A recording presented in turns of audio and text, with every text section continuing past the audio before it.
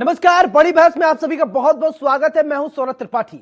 इतिहास इसलिए पढ़ना चाहिए क्योंकि इतिहास में हमें उन महान व्यक्तियों, राजा महाराजाओं और उन वीर क्रांतिकारियों के बारे में पढ़ने को मिलता है जो हमें बताता है कि मुश्किल से मुश्किल समय में हिम्मत नहीं हारना चाहिए, ताकि भविष्य में ऐसा कुछ हो तो हम भी उन्हीं के पद चिन्हों पर चलकर मुश्किल भरे रास्तों को पार कर पाए। ऐसे में सवाल उठता है कि आज के जनरेशन के बच्चे आक्रांताओं के इतिहास को पढ़कर क्या सीखेंगे। उत्तर प्रदेश की सियासत में इसी मुद्दे पर बहस छिड़ी हुई है। उत्तर प्रदेश बोर्ड और एनसीईआरटी की किताबों से मुगलों का इतिहास हटाने को लेकर कुछ रिपोर्ट सामने आई। रिपोर्ट में कहा गया कि 12वीं क्लास की किताबों से मुगलों के इतिहास को हटाया जाएगा। वहीं योगी सरकार में माध्यमिक शिक्षा राज्य मंत्री गुलाब देवी ने इस सूचना का खंडन किया है। गुलाब देवी ने मुगलों के इतिहास को हटाने की सूचना को अफवाह करार देते हुए कहा कि 12वीं के सिलेबस में कोई बदलाव नहीं किया जा रहा है। गुलाब देवी ने कहा कि सोशल मीडिया पर चल रही खबर अफवाह है। एनसीईआरटी और यूपी बोर्ड की 12वीं कक्षा की पुस्तकों से मुगलों के इतिहास को हटाया नहीं जाएगा। वहीं रामलला के प्रधान पुजारी ने अपने बयान में कहा कि मुगलों के शासन को जो कुछ हुआ उस समय उसको बदलना चाहिए। केवल उत्तर प्रदेश ही नहीं, मुगलों के नाम से कई सड़क और स्टेशन के नाम हैं, इनका नाम भी बदल देना चाहिए। मुगलों का इतिहास बंद होना चाहिए। ऐसे में बड़ी बहस में हम चर्चा करेंगे कि मुगलों का इतिहास पढ़ने से हमारे बच्चों के अंदर कैसे संस्कारों के जन्म होंगे। मुगलों के इतिहास को पढ़ने के बाद हमारे बच्चे क्या सीखेंगे। मामले में मंत्री गुलाब देवी का बयान भी आपको सुनवाते हैं, उन्होंने क्या कुछ कहा है, फिर इसके बाद चर्चा की शुरुआत। हमारे साथ उत्तर प्रदेश सरकार की माध्यमिक शिक्षा मंत्री गुलाब देवी जी हैं। मैम, सबसे पहले आपको इंडिया न्यूज में स्वागत है। बहुत बहुत धन्यवाद भैया।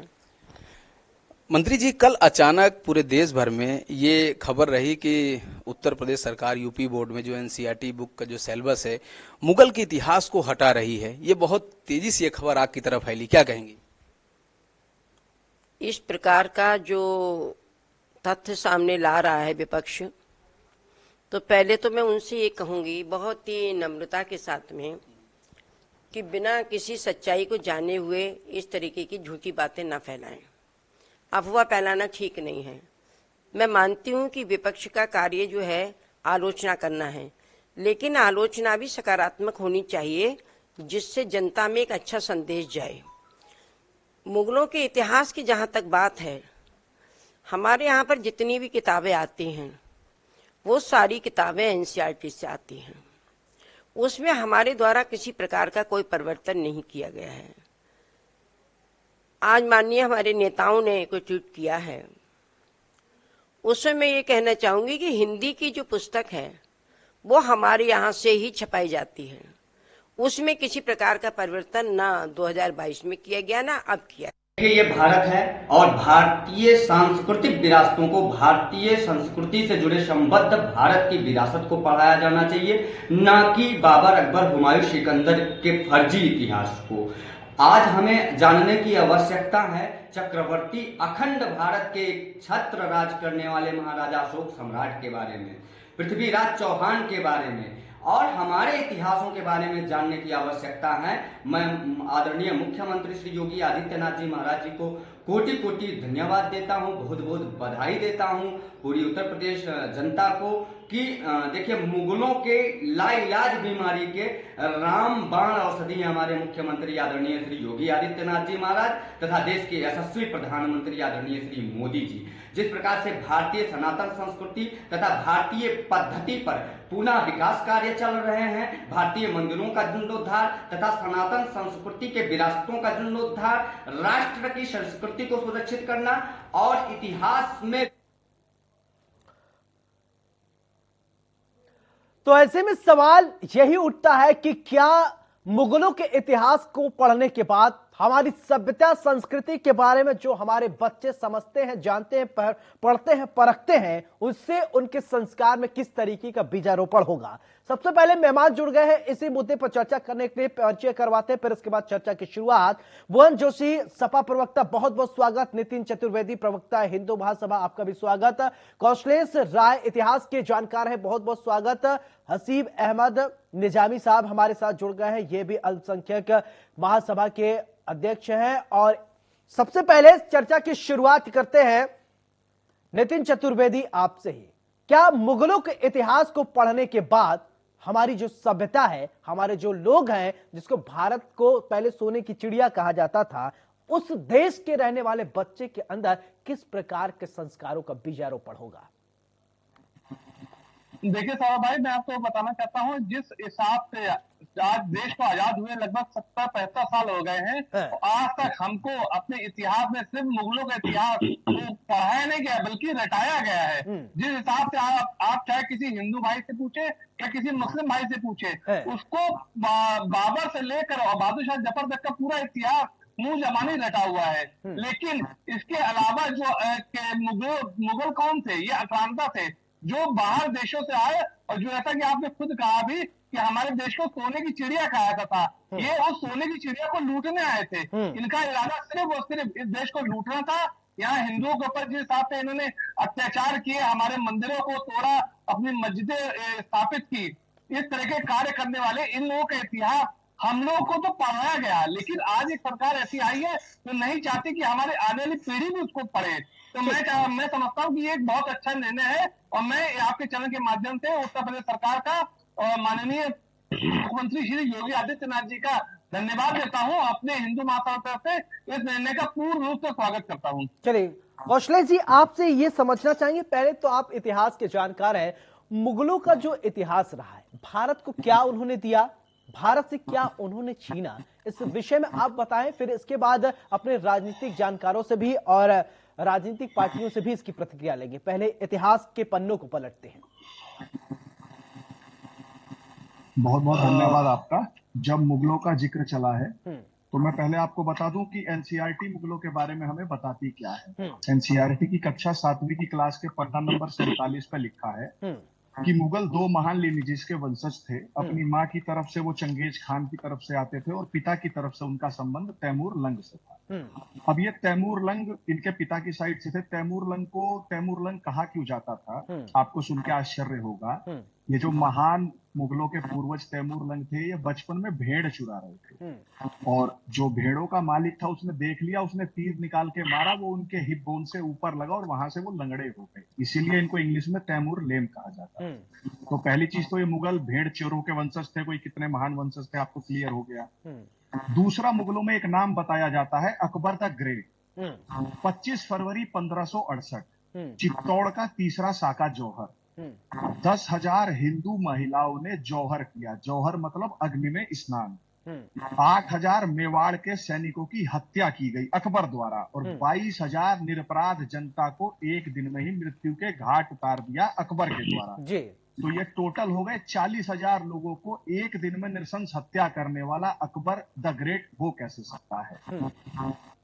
और मुगलों का आपने पूछा योगदान क्या रहा है, तो एक बहुत बड़े मध्यकालीन भारत के इतिहासकार हुए हैं KS लाल और एक हुए हैं जी विल डुरंट। उनकी किताबें हैं द केस फॉर इंडिया और भी 2-4 किताबें हैं और एक कोइनराड एल्स्ट अभी रिसेंट में है। इन तीनों जनों की यदि आप कैलकुलेशन जोड़ें तो जब से भारत में इस्लामिक आक्रांताओं के हमले शुरू हुए हैं तब से लेके 1947 तक का यदि आप बौद्धों को जोड़ दें तो 9 करोड़ हिंदुओं और बौद्धों को मिला के मृत्यु के घाट उतारा जाए। चलिए ठीक है, निजामी साहब आपके पास आना चाहूंगा। अब सवाल मेरा यही कि एनसीईआरटी किताब से ये बात चली, बहरहाल इसको खारिज किया गया है, शिक्षा मंत्री की तरफ से कहा भी गया है कि मुगलों के इतिहास को हटाने की बात कही जा रही है। किस तरीके से देखते हैं आप? देखिए, पहले तो हम आप सबका स्वागत करते हैं, अपने साथियों का भी और खासकर इंडिया न्यूज का जी, कि इन ज्वलंत समस्याओं से जनता को अवगत कराने का ये आप अच्छा प्रयास कर रहे हैं। शुक्रिया जी। जहां तक मेरी प्रतिक्रिया की बात है, जब 2014 में श्री नरेंद्र मोदी जी की सरकार बनी तो हम लोगों ने ये सोचा कि ये चलने वाली सरकार है, क्योंकि इन्होंने बहुत सारे अच्छे काम शुरू किए। प्रधानमंत्री आवास है, लोगों को गैस दिलाना है, लोगों के घर में बिजली देना है और तमाम इस तरह के अच्छे अच्छे काम इन्होंने शुरू किए। लेकिन अब ऐसा लग रहा है कि ये बदलने वाली सरकार है जी। और खासकर देखिए, बदलने का एक होता है कि आप क्यों बदलना चाहते हैं। आप हमारे लोगों को, देश की जनता को अंतर्राष्ट्रीय स्तर पर अपने इतिहास को आप क्यों छुपाना चाहते हैं, क्यों बदलना चाहते हैं। लोग गटमट समझेंगे हमारे इतिहास को। एक तरफ हमारे प्रधानमंत्री जी निजामी साहब, ये लोग ये कह रहे हैं कि देश को मुगलों ने लूटा, देश में आए थे व्यापार करने के लिए, सोने की चिड़िया कहा जाता था हमारे भारत को। उस समय हमारी जीडीपी बहुत अच्छी हुआ करती थी, लेकिन स्थिति ये अंधाधुंध लूटते गए, शोषण करते गए। इसलिए ये कह रहे हैं कि हम बदलना चाह रहे हैं, हम अपने बच्चों को वो पुराने अतीत नहीं पढ़ाना चाहते हैं जिसकी वजह से हमारा देश बर्बाद हुआ। अब कैसे, क्या कहेंगे आप? नहीं, आप ये बताइए जी कि हजरत इमाम हुसैन की शहादत हुई तो जिसने उनको शहीद किया उनका जिक्र नहीं होगा। रामचंद्र जी से रावण की जंग हुई, जहां रामचंद्र जी का जिक्र आएगा क्या वहां रावण का जिक्र नहीं आएगा। जहां पर श्री कृष्ण जी का जिक्र आएगा वहां पर क्या कंस का जिक्र नहीं आएगा। तो ये तो इतिहास के अभिन्न अंग है।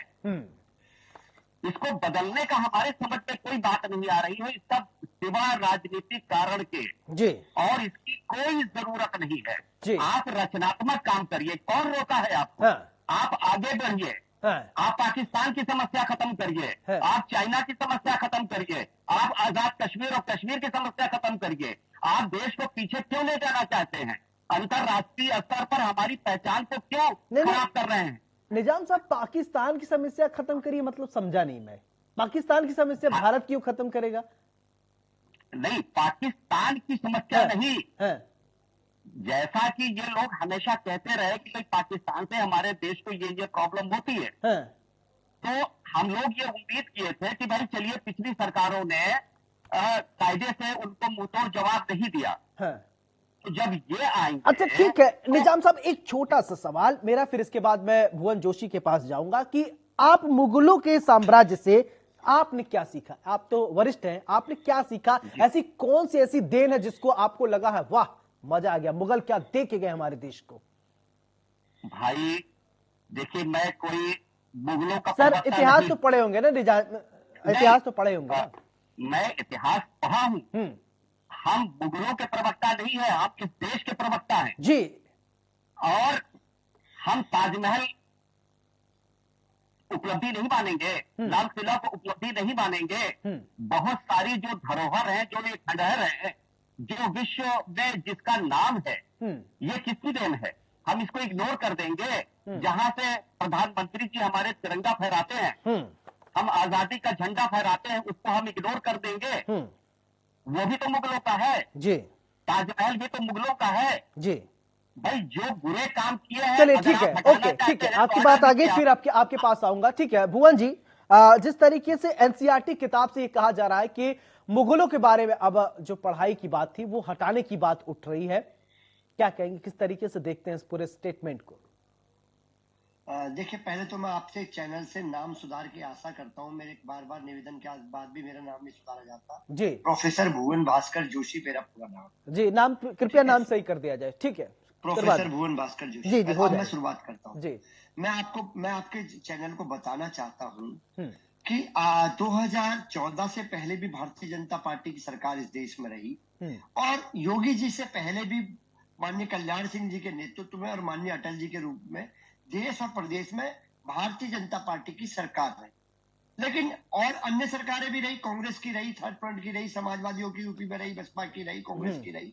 लेकिन इस प्रकार का फेरबदल क्यों नहीं करा गया और अब क्यों करा गया, ये देश को और प्रदेश को समझने का विषय है। क्योंकि मैं भी एक शिक्षक हूँ जी जी बिल्कुल। ये इसलिए किया गया, जो भारतीय जनता पार्टी का एजेंडा था नफरत की राजनीति को फैलाने का, वो प्रदेश में भी सफल है और देश में भी सफल है। अब वो चाहते हैं कि जो हमारे नौनियाल हैं जब वो अध्ययनरत हो तो उनके दिमाग में पहले से ही नफरत पैदा हो जाए, इसलिए वो मुगलों के इतिहास को नहीं पढ़ाने का काम कर रहे हैं। मैं पूछना चाहता हूँ आपके चैनल के माध्यम से कि क्या महाराणा प्रताप का इतिहास भी छुप जाएगा, क्योंकि उन्होंने भी मुगलों के खिलाफ संघर्ष करा।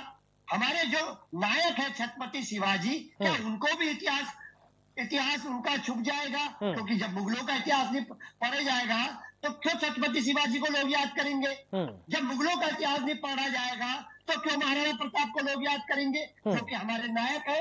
तो निश्चित तौर पे ये सरकार पहले तो ये बताए, क्या ये इसी बहाने हमारे नायकों का इतिहास छुपाना चाहते हैं, या उनकी जो वीर गाथा है उनको छुपाना चाहते हैं? क्योंकि जब मुगलों का इतिहास नहीं होगा तो मेरे को लगता है महाराणा प्रताप जी का कोई औचित्य नहीं बचेगा। क्यों नहीं बचेगा? क्योंकि उन्होंने तो लड़ाई मुगलों के खिलाफ करी, और शिवाजी महाराज ने भी मुगलों के खिलाफ करी। अब मुगलों की अगर बात हो रहा है, मुगलों की अगर बात आप कर ही रहे हैं, तो ये एक तथ्य ये भी सामने आए हैं कि 49 साल के राज में औरंगजेब ने लगभग 50 से ज्यादा मंदिर तोड़वा दिए थे। क्या इस इतिहास को भी भुलाया जाएगा क्या? मैं उसी विषय पे कह रहा हूँ, जी, मैं उसी विषय पे, आपके विषय पे आ रहा हूँ। मुझे थोड़ा सा बता। बिल्कुल। आज चूंकि मैं शिक्षक हूँ, मैंने और अध्ययन करा, कल से मैं कम मेरी 8वीं या 9वीं बहस है आज इस विषय पे। मैं आपको बताना चाहता हूँ, इन्होंने इसमें जो एक सब्जेक्ट, एक चैप्टर खत्म करने का काम करा, वो करा लोकतंत्र का, और एक चैप्टर खत्म करने का करा इंडस्ट्रियल जो डेवलपमेंट हुआ, यानी औद्योगिक जो विकास है उसको भी खत्म करने का काम ये लोग कर रहे हैं। तो ये बताइए, क्या औद्योगिक विकास पहले नहीं हुआ था, अब हो रहा है 2014 के बाद? जबकि हम पूरा देश और प्रदेश समझ पा रहा है कि जितने हमारे सरकारी संस्थाएं हैं, ये भारतीय जनता पार्टी की केंद्र की सरकार में बेचने का काम करा या अपने मित्रों को देने का काम करा। और आज अभी आपके मैं बयान को सुन पा रहा था, जो आपने ऐसे एंकर कहा, उन्होंने कहा कि आपने कहा कि पहले हमारी जीडीपी बहुत अच्छी थी, उस कार्यकाल का आपने जिक्र करा। मैं आपसे पूछना चाहता हूँ, आज 2014 के बाद हमारी जीडीपी अच्छी है, या हमारी आर्थिक स्थिति अच्छी है, या बेरोजगारी की हमारी दर अच्छी है? क्या अच्छी है हमारी? तो क्या इतिहास इस चीज को भी याद करेगा आने वाले समय में? आदरणीय मोदी जी के काल में देश में एक अपने मित्र को बचाने के लिए देश छोटा पड़ गया, मित्र बड़ा हो गया। ये भी तो इतिहास बनने जा रहा है देश में। इसको भी लिखने का काम भारतीय जनता पार्टी की सरकार करेगी। और आदरणीय गुलाबा देवी जी का मैं जिक्र जरूर करूंगा, क्योंकि आपके अभी वो शिक्षा मंत्री के रूप में आपके यहाँ बयान देने का काम कर रही थी। मैं आपको बताना चाहता हूँ ये कैसी शिक्षा मंत्री है। इनका मैं बताना चाहता हूँ कि अभी एक पत्रकार ने इनके क्षेत्र में संबल में, क्योंकि मैं वहां पर गया था, एक पत्रकार था, नौजवान पत्रकार था संजय राणा, उन्होंने इनके विकास के बारे में प्रश्न पूछने का काम करा कि क्षेत्र में आपने चुनाव पे ये वादा करा था, तो ये वादे आपने क्यों नहीं पूरे करे? आप यकीन करेंगे, आप पत्रकार है, उनको अगले दिन जेल जाना पड़ा। और मैं उस संजय राणा जी के गांव संबल में गया था, मैं गया था वहां पर मैं वहां सभा करके आया। माननीय अखिलेश यादव जी ने विषय का संज्ञान लिया, और ये लड़ाई हमारे लोकतंत्र के चौथे स्तंभ को भी खत्म करना चाहते हैं, ये भारत के इतिहास को भी खत्म करना चाहते हैं, ये भारत के लोकतंत्र को भी खत्म करना चाहते हैं, ये भारत के औद्योगिक विकास को भी खत्म करना चाहते हैं। ये भारत ये नहीं है। जोशी साहब, आप कह रहे हैं, जोशी साहब आप कह रहे हैं कि आपने इतिहास का अध्ययन किया, कई सारे डिबेट में गए, तो आप बताइए कि हमारे बच्चों को क्या पढ़ना चाहिए? मैं आपसे बहुत जिम्मेदारी से कहना चाहता हूँ, कोई भी संशोधन है, संशोधन का हमेशा पक्ष और विपक्ष दोनों स्वागत करता है। इतिहासकारों की कमेटी बनाए। अब इतिहास लिखने का काम मैं तो नहीं करता, इतिहासकार करते हैं। लेकिन अगर आप संघ का एजेंडा और भारतीय जनता पार्टी का एजेंडा इसमें फिट करना चाहते हैं, तो सॉरी टू से समाजवादी पार्टी इसका विरोध करने का काम करेगी। और मैं आपसे पूछना चाहता हूँ, आपके चैनल में मुझे समय आप बाद में मत दीजिएगा, बस मेरी लास्ट बात आप सुन लीजिए। मैं पूछना चाहता हूँ, क्या अब इतिहास ये पढ़ाया जाएगा कि आदरणीय योगी जी जब हमारे माननीय मुख्यमंत्री बने, तब ताजमहल का निर्माण हुआ, जो कि विश्व का प्रेम का प्रतीक है, सौहार्द का प्रतीक है, वो माननीय योगी जी के कार्यकाल में बना, अगर मुगलों के कार्यकाल में नहीं बना? या आदरणीय प्रधानमंत्री जी के कार्यकाल में लाल किला बनने का काम करा, अगर मुगलों ने बनाया तो बच्चे पूछेंगे किसने बनाया? तो हम चलिए ठीक है, इन चीजों का जवाब जो है वो कौशलेश जी देंगे, इतिहासकार है, जानकार। देखिए, इन्होंने सही वाजिब सवाल उठाया कि अब ये तो कहा नहीं जाएगा कि योगी जी की सरकार में ताजमहल का निर्माण हुआ, योगी जी की सरकार में या मोदी जी की सरकार में तो आप ये कहेंगे नहीं लाल किला का निर्माण हुआ। अब आप इतिहासकार आप हैं, आप जवाब दीजिए सर।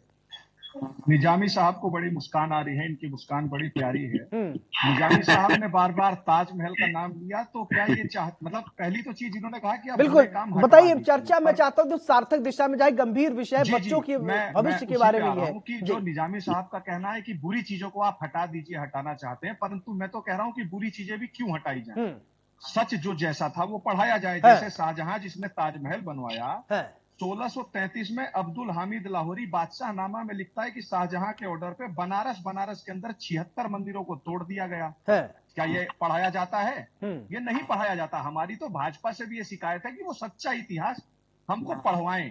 अभी जो क्या नाम जोशी साहब, प्रोफेसर भास्कर जोशी जो कह रहे थे, लोकतंत्र की चिंता व्यक्त कर रहे थे, मुझे हंसी आने लगी कि निहत्थेकार सेवकों पर गोली चलाने वाली पार्टी के प्रवक्ता अपने मुंह से लोकतंत्र की बात कैसे करते हैं। इन्होंने कहा इतिहासकार इतिहास लिखेंगे। कौन से इतिहासकार? विटनेस नंबर 63 RS शर्मा, 64 सूरज भान, 65 DN Jha, 66 Romila Thapar, 67 हतर Ali, 70 Irfan Habib, 72 BN Pandey, 95 KM श्रीमली, 96 Suvira Jaiswal, 99 Satish Chandra, 101 Sumit सरकार, 102 ज्ञानेंद्र पांडे।